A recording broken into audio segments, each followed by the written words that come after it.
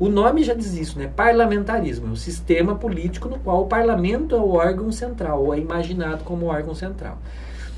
Isso se traduz na ideia de que o parlamento nomeia o governo, ou seja, é o parlamento que vai escolher o gabinete e o primeiro-ministro. E é esse órgão, que é uma espécie de braço, uma espécie de ramificação do parlamento, que vai exercer funções decisivas na política cotidiana, ou seja, política econômica, política fiscal, política externa. Todas as decisões cotidianas de governo são exercidas pelo gabinete e pelo primeiro-ministro, que ficam sujeitos, que são escolhidos pelo parlamento e que ficam sujeitos ao parlamento. Grosso modo, essa é a estrutura.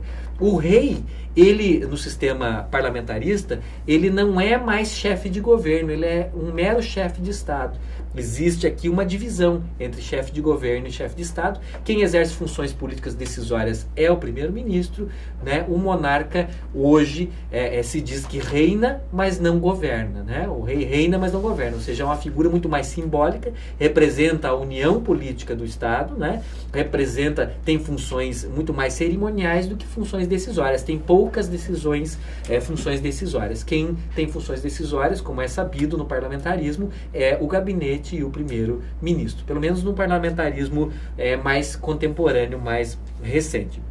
Então, esse sistema é caracterizado por isso, né? A principal característica é supremacia do parlamento e a ideia de que o parlamento pode, inclusive, nomear o governo, ou seja, é o parlamento que compõe o ministério ou o gabinete, né? E entre os ministros que compõem esse gabinete, o primeiro-ministro, que é o chefe de governo, que é a principal autoridade política que exerce funções executivas, né? Que exerce funções de governo. É interessante observar que esse sistema ele opera sem eleições para o poder executivo. O monarca é vitalício e transmite o poder hereditariamente, então ele não é eleito.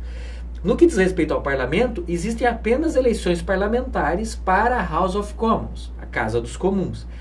No caso do primeiro-ministro do gabinete, eles não são votados por voto popular.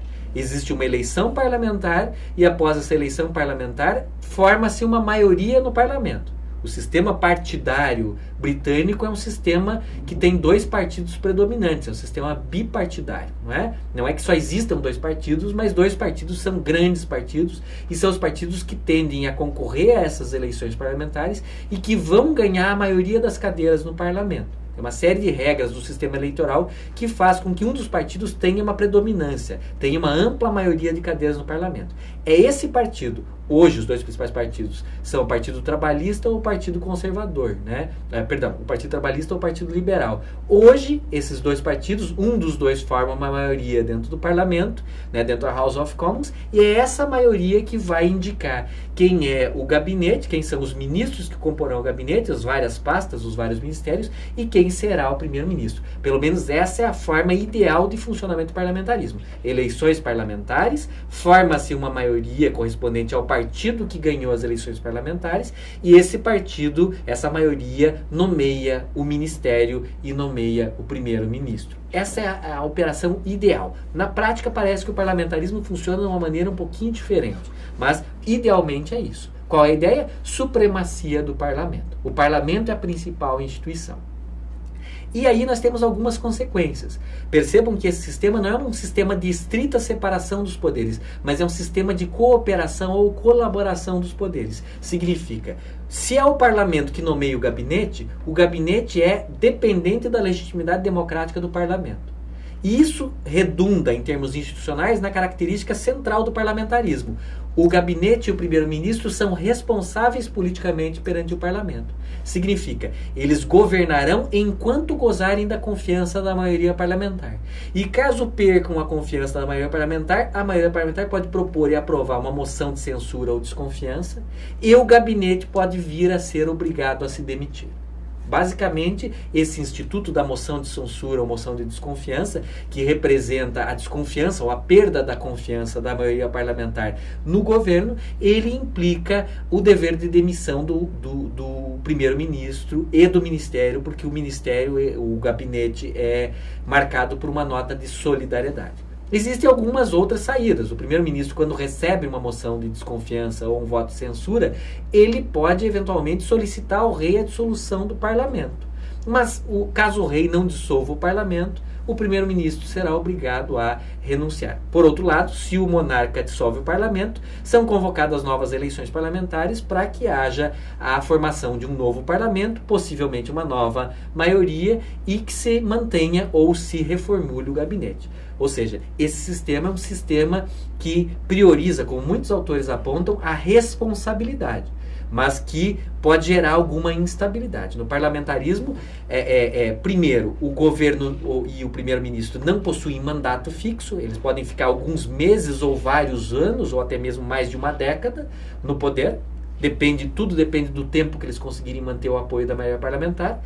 E os parlamentares têm mandato certo, são eleitos para um período de tempo certo. Mas, no entanto, os parlamentares podem ter os seus mandatos abreviados, caso eles proponham um voto de censura ou desconfiança contra o primeiro-ministro e o gabinete, mas o primeiro-ministro solicite a dissolução do parlamento e o monarca decida pela dissolução do parlamento. Neste caso, o parlamento é dissolvido e aqueles mandatos em curso cessam. Então, sequer os parlamentares, os membros da House of Commons, que têm mandato definido, mandato por um prazo de tempo determinado, têm a certeza ou a garantia que eles chegarão ao final do mandato.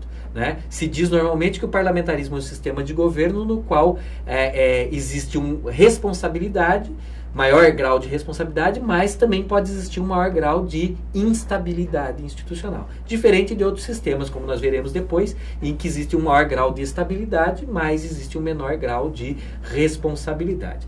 O parlamentarismo, por isso, funciona em geral apenas num ambiente, num sistema eleitoral majoritário e num ambiente partidário que seja bipartidário, não é? Por quê? Quando você combina o parlamentarismo com o sistema pluripartidário, a formação de uma maioria no parlamento se torna muito difícil. Ela depende de coalizão entre diversos partidos. O sistema pluripartidário tem alguns partidos grandes, alguns partidos médios e muitos partidos pequenos. Então, num parlamento de composição multipartidária, você vai ter uma dispersão de poder entre diversos partidos políticos. E você só vai conseguir formar um governo, um gabinete, a partir de um acordo entre esses partidos, que normalmente é um acordo instável.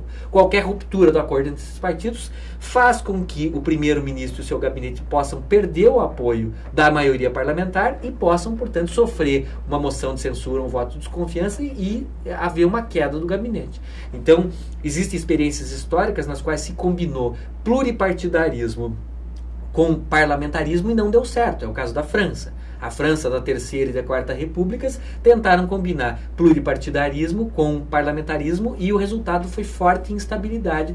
Não se conseguia formar um governo, não se conseguia manter um governo durante muito tempo. Então isso não funciona muito bem. Normalmente o sistema parlamentarista de governo funciona bem num sistema partidário bipartidário, porque esse sistema favorece a formação de uma maioria estável no parlamento e, portanto, afasta a possibilidade de sucessivas aprovações de moções de desconfiança ou votos de censura e sucessivas quedas de gabinete. Então, essa é uma das características. Por que é que se fala aqui também em sistema eleitoral? Porque o sistema bipartidário não é um sistema no qual é proibido existirem outros partidos. Nos sistemas bipartidários existem vários partidos políticos, embora dois sejam predominantes. Não é? O que é que faz com que o sistema se torne bipartidário? Tem várias explicações possíveis, mas a explicação mais plausível é a que vincula isso ao sistema eleitoral. Se o sistema eleitoral é majoritário, por exemplo, distrital puro ou distrital misto, a tendência é a formação de um bipartidarismo. Se o sistema eleitoral é proporcional, né, a tendência é um sistema pluripartidário. Essa é a explicação mais plausível. Então, normalmente nós teremos aqui a presença, o parlamentarismo funcionando bem, tendo como pressuposto um sistema bipartidário, como é o caso da matriz britânica, um sistema tradicionalmente bipartidário, e um sistema eleitoral majoritário, como também é o caso da matriz britânica. A matriz britânica adota um sistema eleitoral claramente majoritário e a matriz constitucional britânica adota um sistema partidário bipartidário. O mesmo ocorre com ex-colônias britânicas. A Nova Zelândia é o modelo mais próximo do modelo britânico no mundo. Também um sistema eleitoral fortemente majoritário e um sistema bipartidário que combinam, que funcionam bem, operam bem com o parlamentarismo, né? Com o sistema de governo parlamentarista. Ok?